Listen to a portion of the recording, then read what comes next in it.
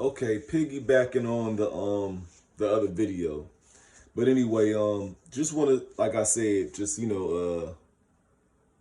that there's more self-control with the man of God and a woman of God who practices abstinence, and that's their lifestyle. You know what I mean?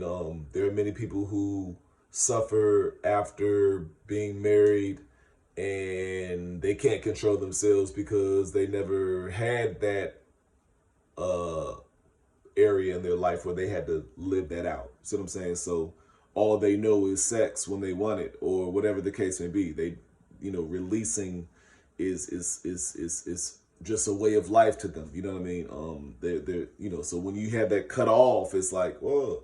But so there's a lot of different dynamics to this topic, and I don't try to make the narrow way narrower like some saints do.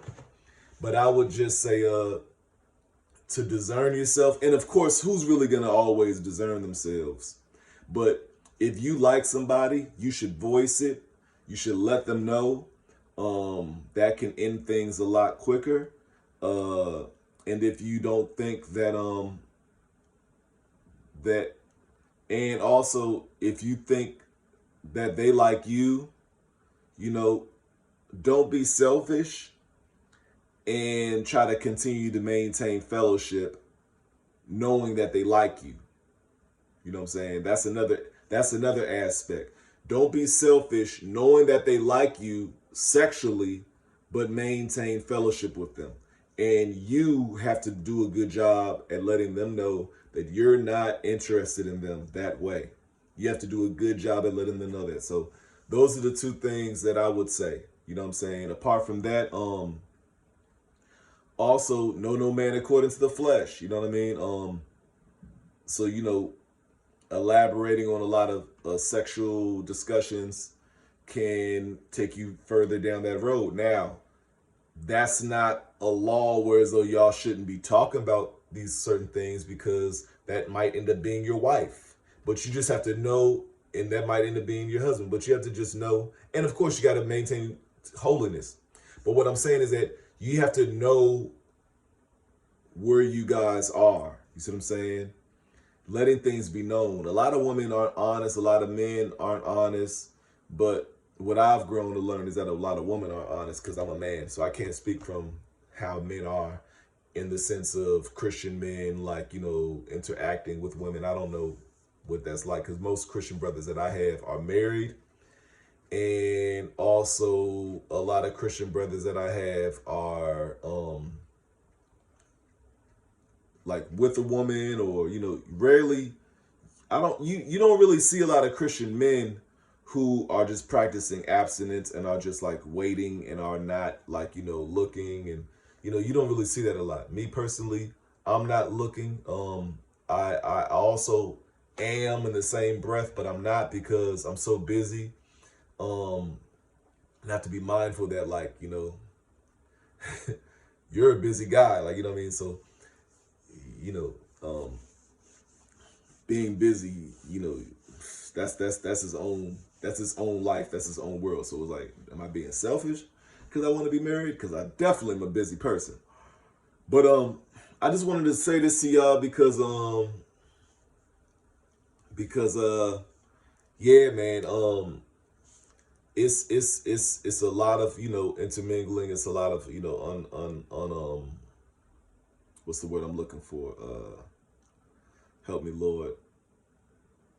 There's just a lot of people who are not honest with themselves.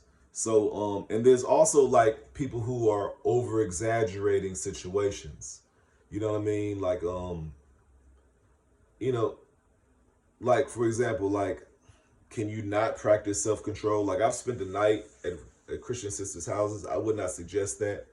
And and I didn't do it for fun. I did it because, like, I think I was in a situation where, like, I couldn't leave. It was a weather situation or something. But I didn't sleep in the same room and something. So, like, but I've been in all kinds of situations, you know what I'm saying? But I wouldn't suggest it to other people. I wouldn't, because most people, they're not there. You see what I'm saying? And like I said, I have fallen before. You know what I'm saying? You know, you don't want to put yourself in those situations because it can happen. Put no confidence in the flesh. So yes, put no confidence in the flesh, but also understand but see, at the same time, I want to say this though. I do want to say this. That incident does not dictate my whole Christian life, because the majority of my whole Christian life has not been that. You see what I'm saying? So I think we don't need to over exasperate and over exaggerate, like, you know what I'm saying? Like, but I also can't tell y'all what to do based on what my life was. All I could do is just give you an example, because there's not no rules to this in scripture. But, you know, flee from temptation, flee from youthful lust, you know what I'm saying? And you have to just acknowledge what is youthful lust and what is temptation. You have to be honest with yourself. Is this youthful lust? Is this temptation? Don't pretend like it's not, because it is.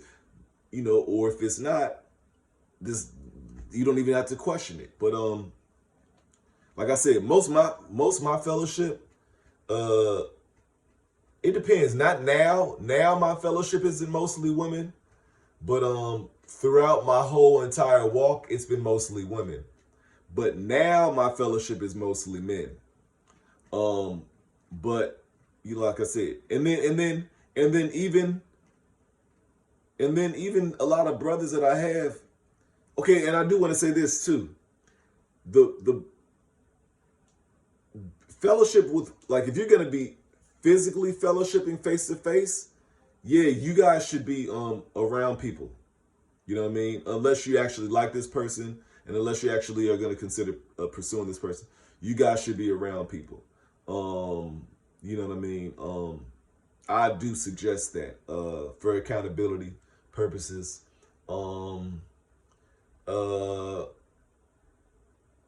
like I said, you know, can you be? Like I said, it all depends on you. It all depends on you. For all the Christian sisters that I have had, I haven't flirted and had sex with the majority of them. You see what I'm saying? So it's just, you know. And but I can say that people have tried to like create things. Like, for example, there was a woman, you guys know, I'm not even gonna call her name, but you guys know me and her was connected.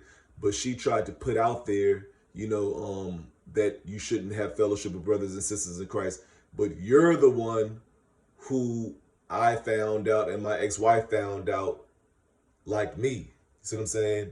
Or you put it out there to your best friend, and your best friend returned the information. But I didn't feel that way. And you also didn't flirt with me. See what I'm saying? So how would I know? So how is it my fault? And don't also project to the world that I'm a certain kind of a guy when I never flirted with you. You never flirted with me. You know what I mean? No, you're just religious to the point where you don't see no liberty in that. So, and you don't even have fellowship with anybody for real. So, you know what I'm saying? And then there's another thing too. Some people just don't have fellowship with anybody. So it's easy for them to come against fellowship because they don't have no fellowship with anybody. We're in a time right now where people don't care about fellowship. They just online. You see what I'm saying? So we have to also be mindful of that. Are these people who are correcting how fellowship is, do they even have fellowship? Do they have Christian fellowship? Are they introverts? Do they go to church? You see what I'm saying? Because when you realize that this is a female dominated religion, then you kind of start to become a little light on the topic, even though you still have understanding and rules and strictness, you still also have understanding. For example, I'm gonna give you an example.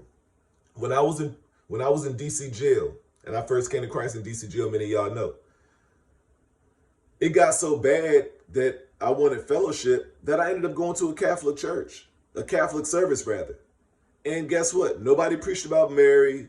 You know what I'm saying? It was fellowship. Many of y'all won't understand that though. You know why? Because you never been in my situation. You never been surrounded by four walls, nothing but thugs, nothing but gangsters, nothing but all kinds of noise and people shouting and fighting. And you want to be around like-minded people. And sometimes Sometimes you might end up being around a Christian who doesn't necessarily believe entirely what you believe, but you guys both uh, have a heart for Christ, and you guys end up fellowshipping. That happened to me before. You wouldn't understand. You wouldn't know what that's like.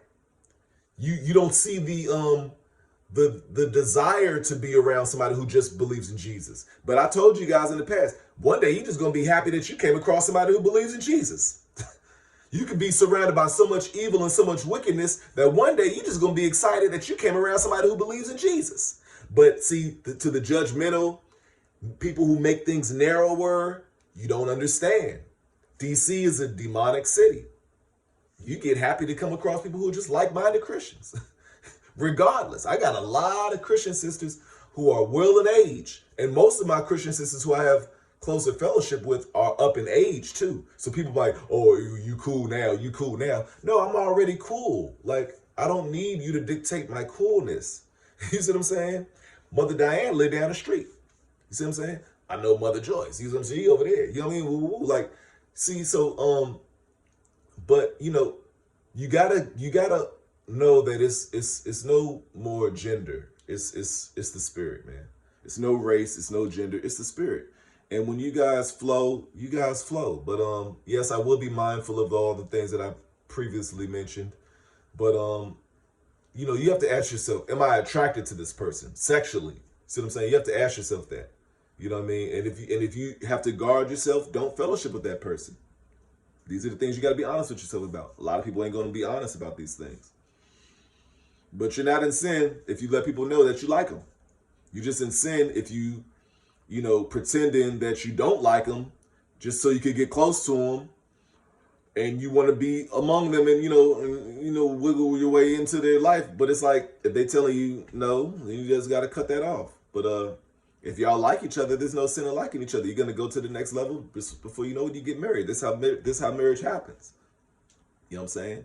This is how marriage happens. I had a dream the other day, not the other day, but a number of weeks ago, I had a dream that I saw a woman I got married to, and I was like, so where do we go from here? She said, we just continue to cross these imaginary lines until we get married. And those imaginary lines weren't sin because we were on our way to get married. We didn't have sex. But even if we did, the focus is, are you guys, not saying that I, you know, want to promote that, but what I'm saying is that marriage is being committed. Having sex with one person and living for that person, and that person living for you as a united body. That's what marriage is. And in certain cities, they acknowledge you as being married if you're even been living with each other for a number of years. They acknowledge that as marriage. In DC, that's the case. So that's the law of the land. And it's not sinful because remember I said Adam and Eve were boyfriend and girlfriends.